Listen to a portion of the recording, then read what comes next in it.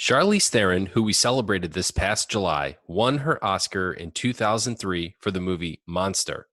3 years earlier, in the year 2000, she made 4 films: The Yards, Men of Honor, The Legend of Bagger Vance, and her only collaboration with Ben Affleck, Reindeer Games.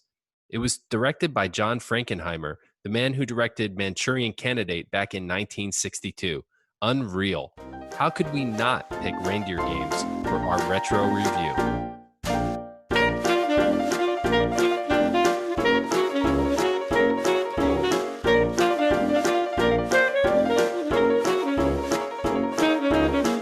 You're listening to Cinemajaw Retro Reviews, recorded on location from our respective homes in Chicago. My name is Matt Kay, and with me is... Rye the Movie Guy. And Matt, I was so glad we settled on Reindeer Games as our retro review pick, because it had been one of those films I scrolled past many times just looking for some small excuse to give it a watch. Ben Affleck, Charlize Theron, Gary Sinise, a heist, multiple Santa suits, the state of Michigan, a surprise appearance by Ashton Kutcher. Reindeer Games has it all. I even learned something.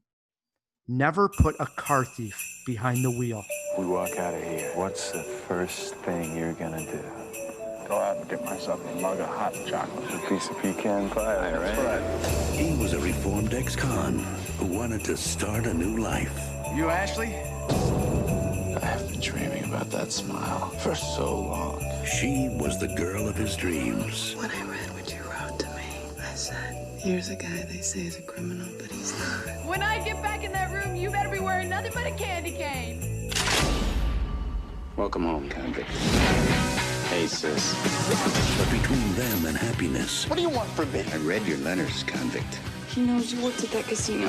stands a team of criminals who wanted to take down the state's richest casino. It's just my luck. Finally meet a boy that I'm crazy about, and my brother wants him worse than I do. You want to hear about some job of mine? I want some hot chocolate and some pecan pie. Just start talking. I can really go for some onion rings. What started out as love Do you remember all those letters you wrote me about me and you against the whole world? We can have it all if you just give him what he wants. could end up in murder. What did you think's gonna happen? This thing's gonna be over? He's just gonna let me go? He's gonna shoot me in the back of the head like this. You're gonna give me a disguise. You're sending me into an Indian casino dressed like a cowboy. It was that or a ballerina. Hey, He was talking to the managers like this. something tells me you're not being totally honest with me. Rule 1, never put a car thief behind the wheel. Ben Affleck, Gary Sinise, Charlize Theron. In the new thriller from John Frankenheimer. Wow. Reindeer Games. The plot of Reindeer Games is more complicated than it should be. More on that when we break this thing down. We open this picture in prison, where Ben Affleck's character is being held. He is cellmates with a guy named Nick. Nick has been writing a girl, Ashley, who in the letters seems very smitten with the inmate. In fact, she's coming to pick Nick up on his release date. However, Nick doesn't make it out of prison. Affleck's character, knowing everything about Ashley from his cellmate, decides to take Nick's identity and meet Ashley outside upon his release. In one short day, he falls in love with her and wants to tell her that he's actually not Nick. But that's when Ashley's brother, Gabriel, played by Gary Sinise, shows up. They have a plan for Nick. Knowing that he worked at a casino, they want his help robbing the place on Christmas Eve. They want the robbery to happen so badly that they do not believe Affleck, even when he confesses that he's not Nick. Who is playing who here? The robbery takes place, and then we are hit with, I'm using air quotes here, jawheads, a big surprise twist. Matt, while the plot and so-called twist did not work for me that well, I was a big fan of seeing these stars in different places in their career. This was a fun watch. How did it play for you on a revisit? Better or worse than you remember? Worse, I remembered really liking Reindeer games. I don't know what I was smoking because this movie sucks. It's terrible. The plot twist, the plot keeps twisting. It's more like they just wadded it up like a piece of toilet paper. And then you know what they did with it. It's that terrible. It's really stupid. You can see most of it a mile away. And then the one thing you probably won't see coming when it comes, you're like, oh, that's just stupid. Like, really? Oh, by the way, are we just going to go ahead and spoil this movie? I mean, we might as well, because I think it's fun to talk about the twist and the multiple twists. You're right. I mean, it was like they were reaching for straws on what else they could try to pull out from underneath us, even though we could see it coming. Right. And first of all, I do want to say, yes, I had fun with this movie. It's a steaming pile, but it's a fun steaming pile. Agreed. And like I mentioned, there's an Ashton Kutcher, basically a glorified extra. I was looking this up. This came out 2 years after sort of his break on that 70s show. But you figure the filming of it was probably, a year before that. So, I mean, he's really relatively a newcomer to Hollywood at that point. So he probably gets this job, and it's a super small role in which he's in the bathroom. He's the kid in the bathroom? Yeah. And Ben Affleck goes in there and switches clothes with him. So that way, when he's in the casino bathroom, he asks them to come out, and everybody starts following the kid because he's now dressed in this ridiculous outfit they had put Ben Affleck in, and he goes out looking like the college kid. That's Ashton Kutcher, which is pretty hilarious. That is pretty hilarious. By the way, if a guy approaches you in the bathroom and offers you $100 to switch outfits with him, don't do it. I mean, really? No. $10,000 maybe, but you got to figure that there's something going on. Okay, so while I was watching this movie, I had my journal with me, and I was going to take notes for the retro review. And one of the notes I had very early on was, does she know it's not Nick, or is she just dumb? Like, is she just so goofy of a character, which would have probably actually been smarter in the movie, because the whole time we're waiting for her to realize that she's in on this and knows that this isn't Nick and so forth. You're waiting for that to happen. And in some way I thought, wouldn't it have been funner to have a character so goofy that she never realizes or cares that it's not actually the Nick she was writing in prison? No, I didn't even have that thought. Because the way it unfolds, and I didn't remember at all, when we first meet Charlize Theron's character, she's sort of this doe-eyed ingenue, right? I actually sort of bought that. And then like about halfway through, when I saw Gary Sinise's character come in, I was like, oh yeah, okay, this is how this unfolds. And even Ben Affleck, sort of his initial reaction is, oh, you set my friend up, you set up Nick. He doesn't trust her anymore. And then she slowly like wins back his trust. But I was like, there's going to be a twist. And sure enough, it comes. And then the second twist, when we finally find out who she really is even dumber. It's even dumber. I want to mention this plot twist because it's pretty funny, and I have a question here for you. Early on, we're supposed to think that Gary Sinise is Charlize Theron's brother. So Right. What's more believable? The plot twist then is they're not brother and sister. They're actually boyfriend and girlfriend. So what's more believable? That Gary Sinise could be Charlize Theron's brother, or that Gary Sinise could actually date Charlize Theron? Which one did you find more believable? Brother and sister, frankly. He has the long, luscious hair in this, so He looks so ridiculous. He looks very Lieutenant Dan in this movie, does he not? He does. But you know what? Hey, he was in good shape. His muscles, he was kind of buff. Gary Sinise was very Gary Sinise in the movie. I have a question for you, Ryan. Now, did you watch the original theatrical cut, or did you go ahead and spring for the director's cut? I think I got the theatrical cut. I watched this on a service called Hoopla. I've been Yes. letting the jawheads know this is through the public library. So you get 6 free borrows. This was one of the movies. It's just at your home. There's some libraries go with a service called Canopy. Some go with Hoopla. Chicago was Hoopla, free. So I watched it. It was theatrical. I went ahead Take and it you went, yeah, got the director's cut. I upgraded, and boy, do they sell it well on Amazon. They said, you know, even hotter, even spicier, and basically it's just the love scenes that were extended. I don't know what else was extended, if nothing else, but there was a full on Affleck ass in this movie. Was there in your version? Yeah, I saw the Affleck gas also. Yeah, it's pretty gratuitous, and Charlize, there's also some nudity there. There's some spiciness that might be a small bit of a rescue for this otherwise kind of forgettable bad heist movie with a stupid twist. Did we reveal what the very stupid twist is? Let's leave that one out just in case. But that's just, it almost felt tacked on. What'd you think? The more I thought about it, that's why I'm saying the plot, it was too complicated for what it should be. And what I mean by that is the entire idea, the hatched plan that these people had is so out there and ridiculous for literally nothing, just to get these people to go along to rob the casino. Literally makes no sense.